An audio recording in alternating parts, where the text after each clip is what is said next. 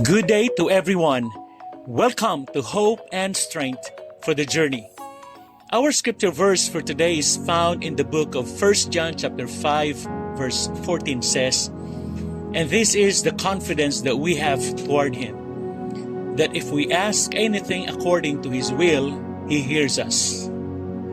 Kumusta ang puso mo today?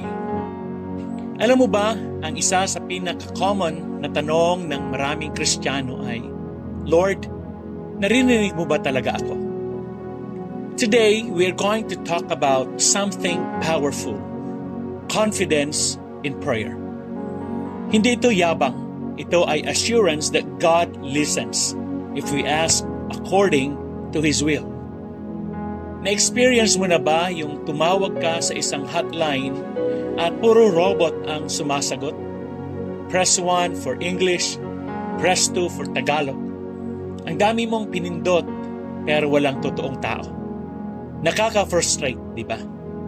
Pero kay Lord, iba. No hold line, no queue, no busy signal. When you pray, He hears. Pero here's the catch. According to His will. Ang sabi ni John, may confidence tayo. Paano tayo magkakaroon ng confidence? Una, relationship. Kailangan may relasyon tayo kay Jesus. Pangalawa, alignment. Ang prayer natin ay aligned sa Kanyang kalooban, hindi lang sa kagustuhan natin. Amen. This verse is not a blank check. It's not, "Lord, bigyan mo ako ng 10 million. It's, "Lord, let your will be done in my life." So paano to ina-apply? Una, know His will.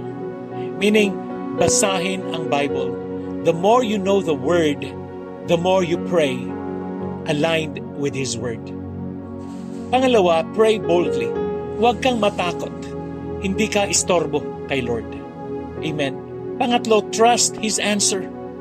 Minsan ang sagot niya ay yes, no, or wait. Ito po yung sample prayers aligned with His will. Lord, help me forgive. Lord, give me strength to obey you. Lord, use me to be a blessing. These prayers, siguradong pinapakinggan niya. Tanungin mo ang sarili mo, kamusta ang prayer life ko? Naniniwala ba talaga akong pinapakinggan niya ako? Align ba ang mga panalangin ko sa Kanyang kalooban? O gusto ko lang makuha ang gusto ko? You don't need to impress God with big words. Amen. Let us pray. Lord, thank you that you are a God who listens. Salamat po na may confidence kami to come before you, not because we are good, but because you are gracious. Teach us to seek your will above our own. Align our hearts with yours.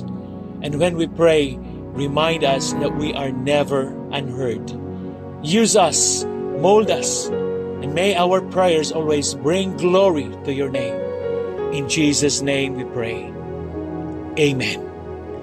Friends, He wants your heart, your honesty, and your trust. God bless you and your family.